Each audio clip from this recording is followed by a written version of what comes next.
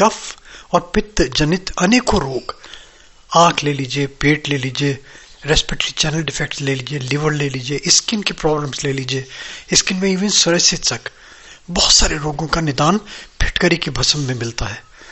मगर एक चीज का ध्यान रखिए कि वीडियो केवल एजुकेट करने के लिए है। अगर डिटेल्ड वीडियो देखना है आपको, डिस्क्रिप्शन में उसका लिंक मिल जाएगा, एक लिंक में क्लिक करेंगे, पूरा वीडियो डिटेल्ड की फिटकरी की भस्म कैसे बनाई जाए, किस तरह यूज करा जाए, पूरा डिटेल्ड वीडियो मिल जाएगा। मगर एक चीज का विशेष ध्यान रखें, अपने फिजिकल मैनेजमेंट एक्सपर्ट की एडवाइस के बिना बिल्कुल आगे नहीं बढ़े। वीडियो केवल ये एजुकेट करने के लिए है, ये रिकमेंडेशन नहीं है, ये सजेशन नहीं है।